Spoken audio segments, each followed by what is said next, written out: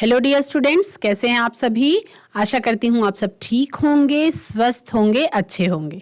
ICT virtual classroom Dehradun में आप सभी का स्वागत करती हूँ। मेरा नाम समता है और बच्चों क्लास 9th में आपका मसल्स के बारे में आप पढ़ रहे थे, पेशीय ऊतक के बारे में। तो आज हम हृदय में यूज होने वाली कार्डियक मसल्स के बारे में बात करेंगे या हृदयक पेशी के बारे में बात करेंगे। तो चलेंगे स्मार्ट बोर्ड की तरफ और अपना ये टॉपिक हम देखेंगे। हम कल पेशीय ऊतक के बारे में बात कर रहे थे कि आपकी मस्कुलर टिश्यूज़ के बारे में हम बात कर रहे थे, जो आपने जाना था कि 3 प्रकार की होती है। एक तो रेखित पेशी, अरेखित पेशी और आपकी स्मूथ मसल्स, चिकनी पेशी, जिसमें हमने रेखित पेशी, अरेखित पेशी के बारे में जाना, इनवॉलेंट्री और वॉलेंट्री मसल्स, ऐच्छिक पेशी और अनैच्छिक पेशी के बारे में जान लिया था। तो ऐच्छिक पेशी जो है वो रेखित पेशी कहलाती है और जो अनैच्छिक पेशी होती है वो आपका अरेखित पेशी कहलाती है। अब हम नेक्स्ट जानेंगे बच्चों किसके बारे में, कार्डियक मसल्स के बारे में। ये जो क्वेश्चन है आपका कि how do muscles cause movement, ये आपको समझना है। मसल्स यानी कि मांसपेशियां जो है वो किस तरह से गति करती हैं वो आपको समझना है। तो muscles move by contracting and relaxing. Muscles जो हैं वो संकुचन से और प्रसार से, उससे उनका क्या होता है, मूवमेंट होता है। वो गति करती हैं तो अपने संकुचन से और फैलने से, यानी सिकुड़ने और फैलने से ही वो अपनी जो मांसपेशियां हैं वो गति करती हैं। They contain special proteins called contractile proteins. उनके अंदर एक स्पेशल प्रोटीन प्रेजेंट होता है जिसको आप संकुचन प्रोटीन कहते हैं। These contract and relax to induce movement. और वो प्रोटीन्स जो हैं वो रिलैक्स और कंट्रैक्ट करती रहती हैं। क्यों? गति को उत्प्रेरित करने के लिए या मूवमेंट करने के लिए। ठीक है, तो ये आपका क्वेश्चन यदि पूछा जाए कभी एक जनरल क्वेश्चन के रूप में कि मांसपेशियां गति कैसे करती हैं, तो आपका यह आंसर होगा कि मांसपेशियां अपने संकुचन से और शिथिलन से गति करती हैं। उनके अंदर एक विशेष प्रकार का प्रोटीन होता है जिसको संकुचन प्रोटीन कहते हैं, और उसी के संकुचन से और शिथिलन से क्या होता है, गति को उत्प्रेरित करती है। और इसलिए मसल्स में मूवमेंट जो है या मांसपेशियों में गति का यही कारण है। ठीक है, आज हम पढ़ेंगे कार्डियक मसल्स यानी कि हृदयक पेशी के बारे में। तो हृदय की पेशी, आप सबको पता है कि जो हार्ट की मसल्स होती हैं वो गर्भावस्था से लेकर के और जीवन के अंतिम सांस तक जो हार्ट की मसल्स हैं वो निरंतर, बिना कभी रुके हुए, बिना कभी थके हुए, जीवन भर एक ही रिदम में लयबद्ध होकर, जिसको हम कह सकते हैं कि एक ही रिदम में यानी कि लयबद्ध होकर के क्या करती रहती हैं, कॉन्ट्रैक्ट करती रहती हैं और रिलैक्स करती रहती हैं और अपना काम जो है वो करती रहती हैं। तो जो ये आपकी हृदय की पेशी होती है, कार्डियक मसल्स होती हैं, इन पर हमारा कोई मतलब ये हमारे चलाने से नहीं चलती। कार्डियक मसल्स जो हैं वो किस प्रकार की पेशियां हैं, इनवॉलेंट्री मसल्स हैं, यानी कि अनैच्छिक पेशियां हैं। ये आपके चाहने से रुकेगी नहीं और आपके चाहने से चलेगी भी नहीं। ये आपके हाथ और पाँव की ऐच्छिक पेशियों की तरह नहीं होती जो आपकी इच्छा अनुसार काम करें। वो अनैच्छिक पेशियां होती हैं जिनको आप क्या कहते हैं, कार्डियक मसल्स भी अनैच्छिक पेशियों का ही एक रूप है। As the name clearly suggests, नाम से ही आपको पता लग रहा है, cardiac muscles are the muscles of the heart. यानी कि हार्ट अटैक जो आपने नाम सुना है, कभी कभी किसी को हार्ट अटैक आए तो हार्ट अटैक का दूसरा नाम है कार्डियक अरेस्ट भी है। कार्डियक शब्द जो है वो हृदय से ही, हार्ट से ही जुड़ा हुआ है। तो नाम से ही पता लग रहा है कि जो हृदय की बनावट में जिन मांसपेशियों का यूज होता है वो कौन सी होती हैं, हृदयक पेशियां उनको कहते हैं, कार्डियक मसल्स कहते हैं। कैसी होती हैं? They are striated but involuntary in action. देखिए, ये रेखित पेशियां होती हैं लेकिन कार्य के अनुसार, अपने काम के अनुसार वो अनैच्छिक होती हैं। अब इसको आप दो शब्द में जहां आप नोट डाउन कर रहे हो वहां पे आप लिख सकते हैं कि रेखित और कॉमा लगा करके अनैच्छिक। रेखित और अनैच्छिक होती हैं। They are striated but involuntary in action, so they resemble striated muscles structurally and smooth muscles functionally। यानी कि संरचना के आधार पर वो रेखित पेशियों के जैसी होती हैं, लेकिन काम के आधार पे चिकनी पेशियों के जैसे व्यवहार करती हैं। और क्या करती हैं? ये रिदमिक एक्शन दिखाती हैं, यानी कि लयबद्ध होकर पूरे जीवन काल किसी भी जीव के लिए काम करती रहती हैं। और दे show rhythmic contraction and relaxation through out the life, यानी कि पूरे जीवन काल में ये रिदमिक कॉन्ट्रैक्शन और रिलैक्सेशन करती रहती हैं। रिदमिक और लयबद्ध का मतलब आपको समझ में आ रहा होगा कि जैसे जो हार्ट की मसल्स हैं, आपको सबको पता है, आप अगर लेफ्ट हैंड साइड पे अपना हाथ रख के भी देखेंगे तो आपको you can feel your heart beat. तो वो जो हार्ट बीट फील होती है वो इन्हीं मांसपेशियों का कॉन्ट्रैक्शन और रिलैक्सेशन का जो ध्वनि होता है वो आप फील कर पाते हैं रिदमिक साउंड के रूप में। ठीक है, तो इसको आप देख रहे हैं, इसमें स्ट्रिएटेड डिस्क इस तरीके से प्रेजेंट होती है, इंटरसिलेटेड डिस्क होती है और इसके अंदर एक एक न्यूक्लियस पर कार्डियक मसल्स कुछ इस तरीके की दिखाई पड़ती हैं। ठीक है, इनकी स्ट्रक्चर कैसी होती है, इनकी संरचना कैसा होता है? The cells of the cardiac muscular tissues are cylindrical, यानी कि बेलनाकार होती हैं आकार में, और ब्रांच्ड होती हैं, यानी कि शाखा युक्त होती हैं, शाखाओं वाली होती हैं, और हर एक सेल में एक न्यूक्लियस प्रेजेंट होता है, यानी यूनिन्यूक्लिएट होती हैं, एक केंद्रकीय होती हैं। तो स्ट्रक्चर जान लिया आपने। संरचना कार्डियक मसल्स की कैसी होती है? कार्डियक मसल्स की संरचना बेलनाकार होती है, शाखाओं युक्त होती है और यूनिन्यूक्लिएट होती है, यानी कि सिलिंड्रिकल, ब्रांच्ड एंड एक केंद्रकीय। लोकेशन कहाँ पाई जाती है? जब हम हृदयक पेशी या कार्डियक मसल्स की बात कर रहे हैं तो वो कहाँ? एक्सक्लूसिवली यानी स्पेशली केवल हार्ट में ही ये कार्डियक मसल्स प्रेजेंट होती हैं।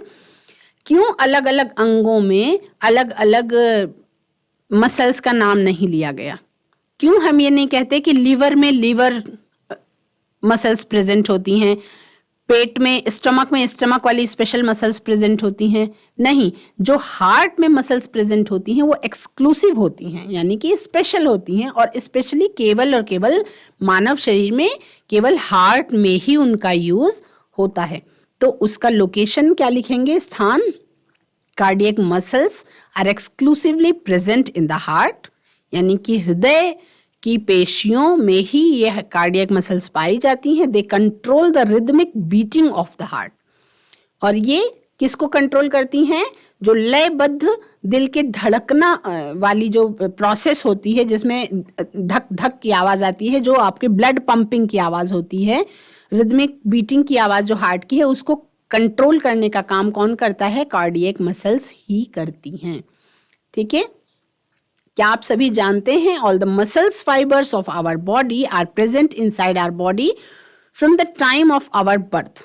If due to any reason they get damaged they can not be replaced, यानी कि सारी की सारी मांसपेशियों में जो तंतु पाए जाते हैं वो हमारे शरीर में जो प्रेजेंट हैं वो जन्मजात होते हैं, यानी कि जन्म से ही वो सारे के सारे मसल फाइबर्स हमारे शरीर में पाए जाते हैं, और किसी कारणवश यदि वो डैमेज हो जाएं तो रिप्लेस नहीं किए जा सकते। इंटरनल रिपेयरिंग हो सकती है, वो अपने आप करें, लेकिन रिप्लेस नहीं किए जा सकते, यानी मांसपेशियों को बदला नहीं जा सकता है।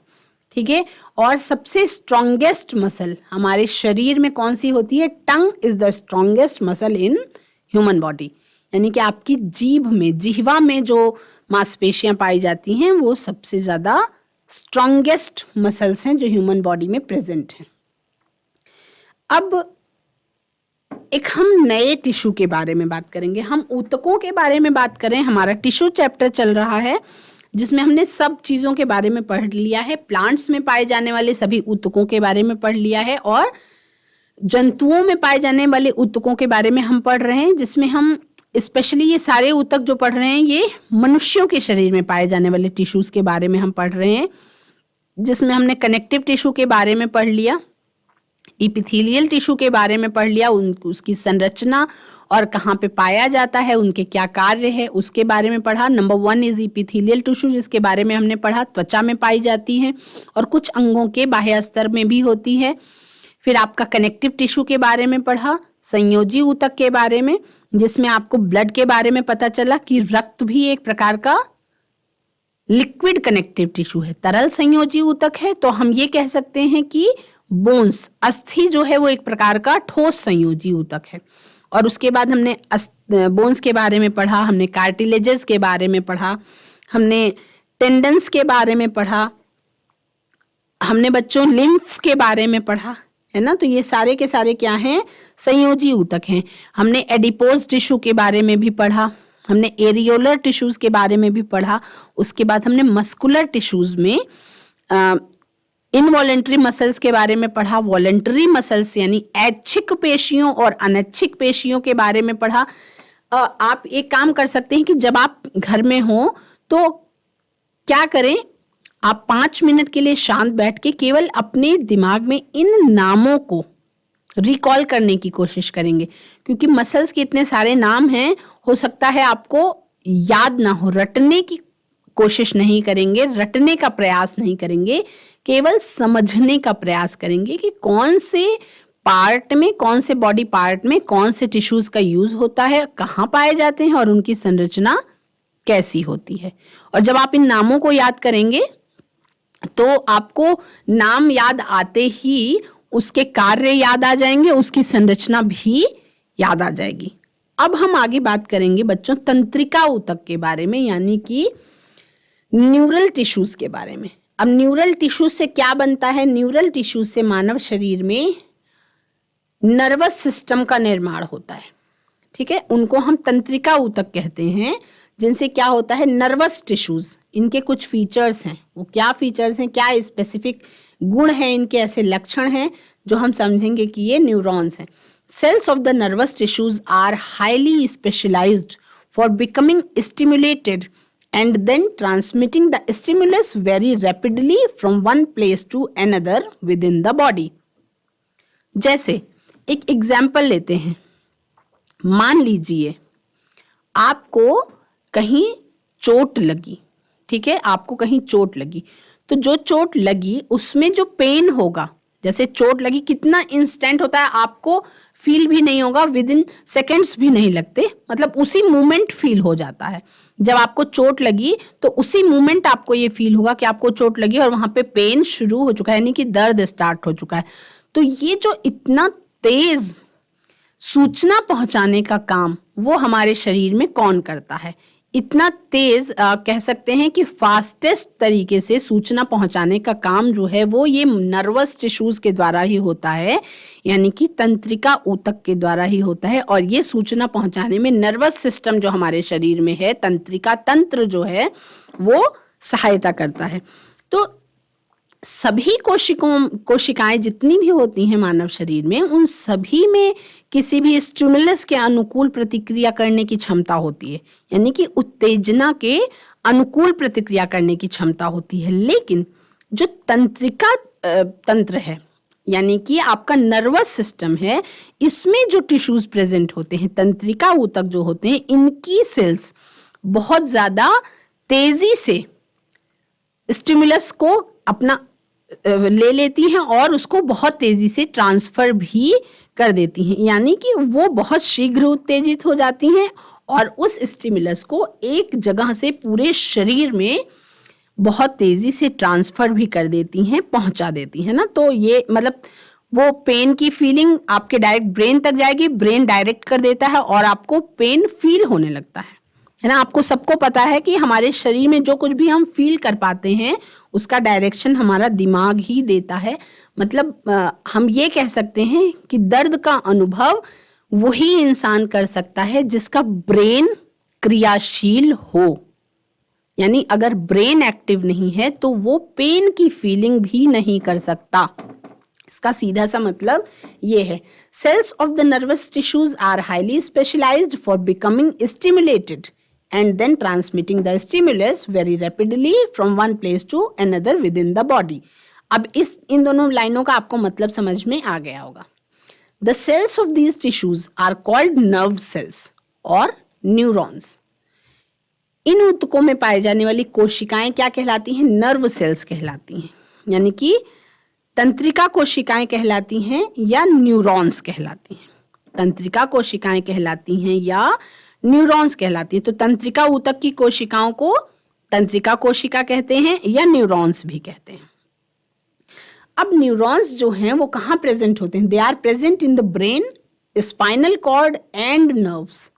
मस्तिष्क में प्रेजेंट होते हैं, आपका स्पाइनल कॉर्ड में प्रेजेंट होते हैं, यानी कि जो आपकी रीढ़ की हड्डी होती है, स्पाइनल कॉर्ड जो आपकी गर्दन से लेकर के नीचे तक पाई जाती है, एक जिसको मेरु रज्जु कहते हैं, उसमें और तंत्रिकाएं इन सब में पाई जाती हैं, यानी नर्व्स में प्रेजेंट होती हैं ये वाली टिश्यूज, ये वाली cells. The neurons act as postman.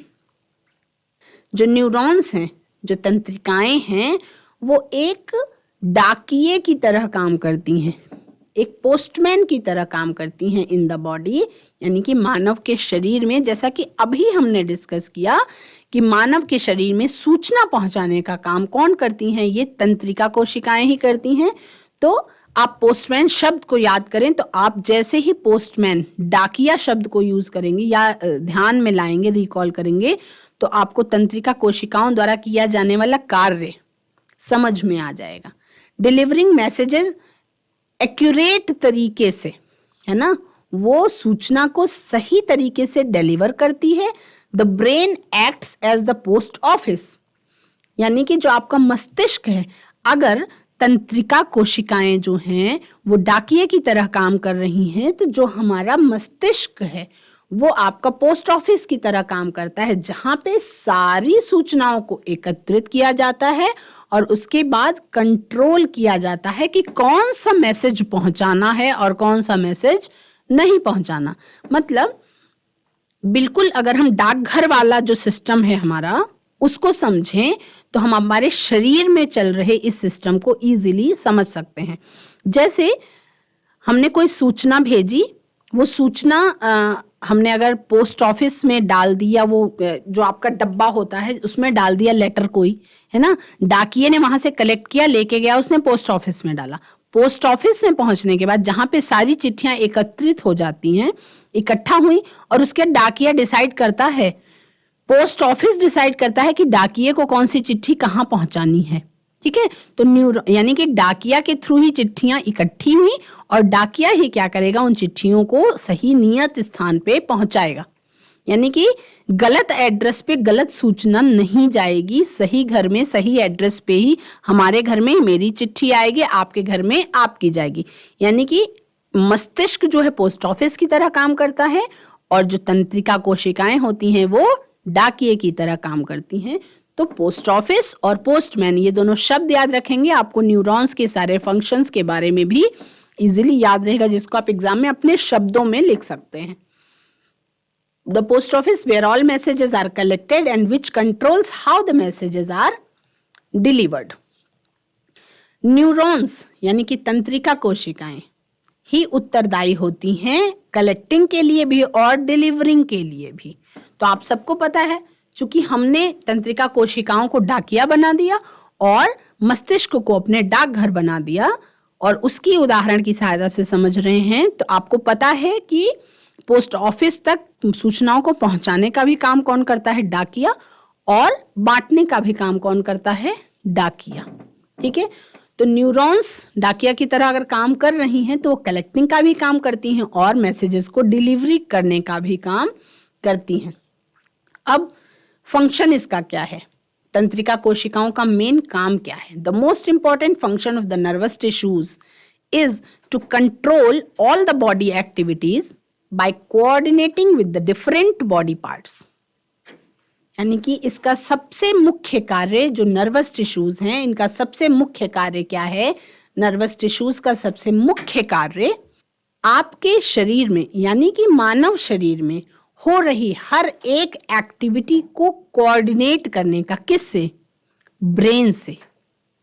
हर एक एक्टिविटी को, जैसे हम कंप्यूटर के बारे में जब बात करते हैं तो हम कहते हैं कि कंप्यूटर का मस्तिष्क यानी कि ब्रेन ऑफ कंप्यूटर क्या है? सीपीयू है। हाँ, जैसे हम बात करते हैं कि एक कंप्यूटर का जो ब्रेन होता है, ब्रेन ऑफ कंप्यूटर क्या होता है? सीपीयू होता है। ब्रेन ऑफ कंप्यूटर सीपीयू होता है। बिल्कुल उसी तरह से हमारे शरीर की भी संरचना है, जहां पे सीपीयू कंट्रोल करता है कंप्यूटर स्क्रीन में होने वाली हर एक्टिविटी को। उसी तरह से हमारे शरीर का सीपीयू क्या है? हमारे शरीर का सीपीयू है हमारा ब्रेन। यदि दिमाग ही सबसे ज्यादा, दिमाग को हम कह सकते हैं मस्तिष्क, साइंटिफिक लैंग्वेज में हम कह सकते हैं मस्तिष्क, तो हमारा ब्रेन, हमारा मस्तिष्क जो है वो बहुत ज्यादा स्ट्रॉन्गेस्ट पार्ट है हमारे शरीर का, यानी कि सबसे ज्यादा पावरफुल पार्ट आप कह सकते हैं, क्योंकि मस्तिष्क ही सारी पूरे शरीर में हो रही जितनी भी एक्टिविटीज हैं उन सबको कंट्रोल करने का काम कौन करता है? मस्तिष्क के द्वारा ही किया जाता है। अब न्यूरॉन्स की जो स्ट्रक्चर होता है वो किस प्रकार का होता है? न्यूरॉन जो है आपका तंत्रिका ऊतक की इकाई है ना। ये आपका जो न्यूरॉन टिश्यूज हैं, जो नर्वस टिश्यूज हैं, उनका यूनिट है। यानी नर्वस टिश्यूज इस तरीके की, यानी कि सबसे बड़ी सेल जो होती है, सबसे बड़ी कोशिका, वो न्यूरॉन्स होती है। अब तो न्यूरॉन में क्या क्या होता है, जैसा कि आप स्क्रीन पे देख पा रहे हैं, न्यूरॉन में कोशिकाएं, केंद्रक और कोशिका द्रव्य होता है। इसमें लंबे लंबे पतले बालों के जैसी संरचनाएं निकली होती हैं, ब्रांच स्ट्रक्चर्स निकले होती हैं, और जिनको हम क्या कहते हैं? एक्सॉन कहते हैं। ठीक है। और उसके बाद उसमें उसका मेन शरीर होता है, बहुत सारी छोटे छोटे शाखाओं वाली, उसके अंदर भी प्रवर्ध निकले होते हैं जिसको डेंड्राइट्स कहते हैं। ये आपके जो बिल्कुल छोटी स्ट्रक्चर्स दिखाई पड़ रही हैं, ये क्या है? ये डेंड्राइट्स है। ये इस न्यूरॉन वाली सेल का सेल बॉडी है, यानी कि ये मेन स्ट्रक्चर है। ये जो बीच में है ये क्या है? केंद्रक है, न्यूक्लियस है। उसके बाद ये जो छोटी छोटी संरचनाएं उसमें ऐड होती हैं, ये एक्सॉन कहलाती हैं। और इस तरह से एक्सॉन का ये टर्मिनल होता है ना। The fundamental unit of the nervous system is the nerve cell, यानी कि नर्व सेल जो है वो फंडामेंटल यूनिट है किसी भी नर्वस सिस्टम का। न्यूरॉन में क्या क्या होता है? Neuron consists of a cell body and an axon, यानी कि अगर छोटे से फ्लावर की संरचना को आप याद कर लें तो भी इसका डायग्राम आपको याद हो सकता है, जिसमें आप छोटे छोटे छोटे छोटे पार्ट्स में जुड़ करके ये बना हुआ होता है। ठीक है। A neuron consists of a cell body and an axon. The cell body और साइटोन, यानी कि सेल बॉडी को, जो आपका कोशिका काय है, उसको हम साइटोन भी कह सकते हैं। उसमें एक न्यूक्लियस यानी कि एक केंद्रक प्रेजेंट होता है और उसके अंदर आपका कोशिका द्रव्य भरा हुआ होता है। The axon elongates from the cell body and branches into many dendrites. और उसके बाद एक्सॉन जो है वो सेल बॉडी को लंबा करने का काम करता है, इलोंगेट करने का काम करता है। और उसके बाद यहाँ पे ये छोटी छोटी ब्रांचेस दिखाई पड़ रही हैं आपको, इनको कहते हैं डेंड्राइट्स। ठीक है। Several nerve fibres with connective tissue form a nerve, यानी कि बहुत सारी नर्व फाइबर्स मिल करके कनेक्टिव टिश्यू के साथ किसका निर्माण करते हैं? एक नर्व का या तंत्रिका का निर्माण करते हैं। जो एक तंत्रिका कोशिका होती है, ये लंबाई में कितनी लंबी हो सकती है? सबसे लॉन्गेस्ट सेल जो है या सबसे बड़ी सेल मानव शरीर में यदि पाई जाने वाली सेल जो है वो हमारे शरीर का स्ट्रक्चरल और फंक्शनल यूनिट है। यानी कि कोशिकाएं, बहुत सारी कोशिकाओं से मिल करके मानव शरीर बना होता है, लेकिन उसमें से भी जो सबसे लंबी कोशिका है या सबसे बड़ी कोशिका है वो कौन सी है? वो आपका ये नर्व सेल ही है। नर्व सेल जो है वो सबसे लंबी कोशिका है। तो एक तंत्रिका कोशिका जो है वो 1 मीटर तक भी लंबी हो सकती है। और बहुत सारी तंत्रिका रेशे मिल करके संयोजी ऊतक के द्वारा, कनेक्टिव टिश्यू के द्वारा मिल करके क्या करते हैं, एक तंत्रिका का या न्यूरॉन का, नर्व का क्या करते हैं, निर्माण करते हैं। ठीक है, तो अब डेंड्राइट्स, अलग अलग अगर हम सब चीज को समझ लेंगे तो डेंड्राइट क्या होता है, अब ये थोड़ा सा अगर डीप में हम आगे की क्लासेस में ये पढ़ेंगे कि डेंड्राइट जो है वो इंफॉर्मेशन रिसीव करता है, एक्सॉन जो है वो मैसेजेस को कंडक्ट करता है। आपको सबको पता है कि जो कोई भी संरचना है हमारे शरीर में, उसका कहीं ना कहीं कोई ना कोई यूज है या उपयोग है। बिना उपयोग के संरचना जो है वो नहीं होती है। यदि संरचना है तो इसका कोई ना कोई यूज है ना। तो उसकी 3 संरचनाएं आपने जानी, एक तो होती है डेंड्राइट्स, दूसरे नीचे की तरफ जो तना टाइप का दिखाई पड़ता है वो होती है एक्सॉन, और उसके बाद सेल बॉडी होती है, यानी कि, और सेल बॉडी से ही डेंड्राइट्स जो हैं वो निकले होते हैं। सेल बॉडी में क्या क्या होता है, it contains a nucleus, mitochondria भी प्रेजेंट होता है, एंड अदर ऑर्गेनेल्स, और ऑर्गेनेल्स भी प्रेजेंट होते हैं जो आपके सेल में प्रेजेंट होते हैं, वो सारे के सारे। It is concerned with the maintenance and growth of the cell, और वो क्यों होते हैं, कोशिका की वृद्धि के लिए और उसकी मेंटेनेंस के लिए। ठीक है, इसके बाद कुछ अलग इंफॉर्मेशंस भी हैं, जैसे जनरल इंफॉर्मेशन है, an individual nerve cell may be up to a metre long, यानी कि एक इंडिविजुअल नर्व सेल जो है वो 1 मीटर तक लंबी भी हो सकती है। Signals are transmitted through a neuron at a velocity of 1.2 miles per hour to 250 miles per hour, यानी कि जो सूचनाएं हैं उनकी गति कितनी हो सकती है, जो सूचनाएं हैं उनकी वेलोसिटी कितनी हो सकती है, तो 250 माइल्स पर आवर तक वेलोसिटी हो सकती है। यानी कि वही है ना कि सूचना, जैसे सूचना की डिलीवरी कितना तेज होनी है, वो रजिस्ट्री के थ्रू जाएगा। जब डाकिया और डाकघर की बात हो रही है तो वो जनरल पोस्ट की तरह पहुंचेगा, या रजिस्ट्री की गई है या स्पीड पोस्ट किया गया है, उस हिसाब से सूचना भी पहुंच जाएगी। यानी कि जरूरत के अनुसार आपके ब्रेन को वो मैसेज पहुंचेगा और वो इंफॉर्मेशन आपके शरीर में उस स्पेसिफिक अंग तक पहुंचा दी जाएगी। मान लीजिए आपके हाथ में चोट लग गई तो ब्रेन तक वो सूचना जाएगी और ब्रेन डायरेक्ट करेगा आपके हाथ को कि अब दर्द आपको फील होने लगे, तो आपको फील होने लगेगा। तो कितना तेजी से ये काम होता है, तो उससे आप अंदाजा लगा सकते हैं। There are as many neurons in the human brain as there are stars in the Milky Way.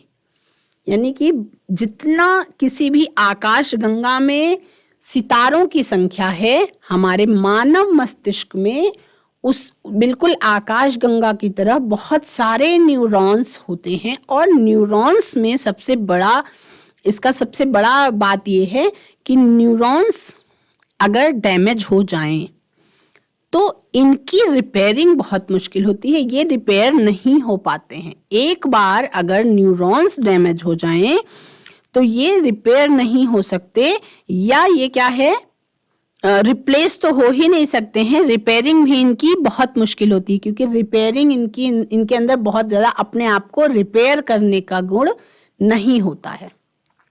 The number of ways in which information travels in the human brain is greater than the number of stars in the universe. यानी कि कितने सारे तरीके हैं information को travel करने के human brain में, वो यूनिवर्स में पाए जाने वाले सितारों की संख्या से भी ज्यादा हैं। ठीक है, Where is the nucleus located in a neuron? In the axon, cyton or dendrites. तो अगर आपने न्यूरॉन का स्ट्रक्चर पढ़ा, यहाँ पे डायग्राम आपको स्क्रीन में दिखाई नहीं पड़ रहा है, तो आप अपने ब्रेन में रिकॉल करिए। ब्रेन जो है किसी भी मानव शरीर का सबसे ज्यादा स्ट्रॉन्गेस्ट पार्ट है। मतलब मानव मस्तिष्क जो है, संसार में इतने प्रकार के जीव हैं, लेकिन ईश्वर ने मनुष्य जो बनाया और मनुष्य को सबसे स्ट्रॉन्गेस्ट, सबसे पावरफुल टूल जो मिला वो था मानव का मस्तिष्क, यानी कि सबसे ज्यादा पावरफुल। इसीलिए मनुष्य जो चाहता था वो सब कुछ वो कर सकता है, जो वो सोच सकता है वो सब कुछ इंसान कर सकता है। तो अब न्यूरॉन का आपको रिकॉल करना है कि डायग्राम किस तरीके का था। ऊपर कुछ फ्लावर की जैसी संरचना थी, कोशिका काय जो था उसके बीच में कहीं न्यूक्लियस था, ऊपर की तरफ डेंड्राइट्स निकले हुए थे और नीचे की तरफ जो उसकी फ्लावर की डंडी के जैसी संरचना थी उसको हम एक्सॉन मान रहे थे। तो न्यूक्लियस कहाँ प्रेजेंट था, अगर वो क्वेश्चन पूछ रहा है तो आंसर इसका क्या है, in nerve cell the nucleus is located in cytoplasm of the cell body, और उसको क्या कहते हैं, साइटोन भी कहते हैं।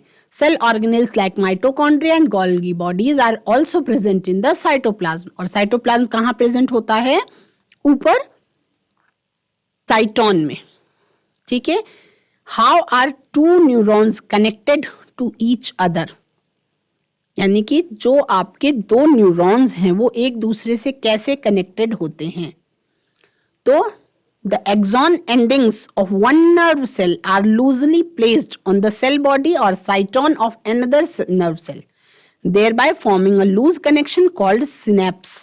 Electric signals are transmitted from one neuron to the next across such synapses through the release of chemicals called neurotransmitters. यानी कि एक न्यूरॉन दूसरे न्यूरॉन से उसके डेंड्राइट्स के पास कहीं लूजली पैक्ड होता है और उससे कनेक्टेड होता है। ठीक है। तो इस तरह से हमने नर्व्स के बारे में जाना, न्यूरॉन्स के बारे में जाना। अब नर्व्स भी अलग अलग तरीके की होती हैं बच्चों। सेंसरी नर्व्स होती हैं, मोटर नर्व्स होती हैं, मिक्स्ड नर्व्स होती हैं, यानी कि अलग अलग सिग्नल्स को, देखो सबके अपने अपने काम बटे हुए हैं। हमारे शरीर में श्रम का विभाजन है और स्पेसिफिक कामों को करने के लिए स्पेसिफिक सेल्स जो है वो यूज होती हैं। तो अलग अलग नर्व्स जो हैं वो अलग अलग सेल्स के लिए, अलग अलग सेल्स में प्रेजेंट होती हैं और अपना अपना काम करती हैं। तो आपका चैप्टर यहाँ पे कंप्लीट हो गया है। अब हम कुछ क्वेश्चन आंसर्स को अगर देखेंगे, करेंगे। कुछ मैंने साथ साथ वैसे क्वेश्चन आंसर कराने की और सारे कारण बताओ साथ साथ में कराने की कोशिश की है, आपको जनरल इंफॉर्मेशन भी दे दी है। तो हमारा आज जो है नर्वस सिस्टम, तंत्रिका ऊतक जो है वो कंप्लीट हो चुका है। अब तंत्रिका ऊतक हमने पढ़ लिया है बहुत अच्छे से। तो तंत्रिका ऊतक आप सभी को पता है न्यूरॉन्स का बना हुआ होता है और संवेदना को प्राप्त करने का काम करता है और ब्रेन को संचालित करने का काम करता है। बच्चों, आज आप सभी ने नर्वस सिस्टम में किस तरह से हमारा जो तंत्रिका तंत्र है वो बना हुआ है, उसमें कौन सी कोशिकाओं का इस्तेमाल होता है, उसकी संरचना कैसी होती है, उसमें कौन कौन से भाग होते हैं, उनका क्या कार्य होता है, उसके बारे में जाना। और आप ये एग्जाम्पल हमेशा याद रखेंगे, न्यूरॉन्स को पोस्टमैन समझेंगे और अपने मस्तिष्क को आप डाकघर समझेंगे। That's all for today. Have a nice day. Take care.